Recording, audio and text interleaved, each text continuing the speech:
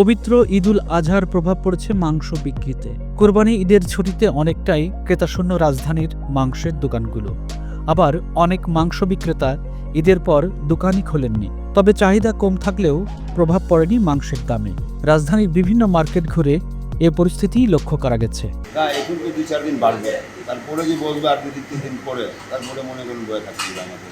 আচ্ছা আচ্ছা অনেক মানুষ কুরবানি দেয় না, আত্মীয় স্বজনের বাসা যেতে আসে, 2-3 দিন এখান থেকে নিয়ে চলে গেলেই দাম আগেরই আছে, দাম আর বাড়ে না। দাম বাড়ে না। বেচা কিনা একটু কম আছে, ঈদের কুরবানি হয়েছে তো, কুরবানির ঠেলা তো মানুষ আগে ঈদে নিচ্ছে।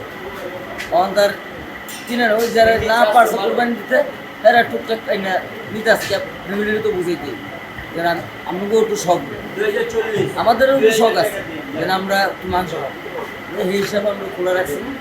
ঠিক আছে, আমি কারিগরও কম, গ্রামের রোববার তো ফুল অফিস খোলা, রোববারের পর তো একটু বাজারের লক্ষণ বাজার এসব আবার বাড়িতে না আসলো, বাড়িতে না আসলে এসব আবার একটু লোকজন মোটামুটি দাম বেশি আছে, এক সপ্তাহ পরে দাম কমে, ব্যাপারী এখন আইতাছে না। এখন ঈদের ছুটি, যা কুরবানি ছাগল আছে ওরা এক্সট্রা আছে, এখন বেচা রয়েছে, এদিকে দাম বেশি আছে। সপ্তাহ দিয়ে এক সপ্তাহ করে বেচে কিনা একটু কমে হয়, বৃদ্ধি পাচ্ছে। ঠিক। এখন বাজারটা একটু চড়ার মতো, যেহেতু মকসল থেকে এখন কোনো নতুন মাল আসতেছে না, এই জন্য একটু বাজার করতেই পারে। বেচা কিরকম হয়েছে সকাল থেকে? মোটামুটি আর কি, মোটামুটি হয় না, কালকে পরশু থেকে হয়তো হবে। লোকজন এখন আসে নাই তো, কারণ খুবই কম।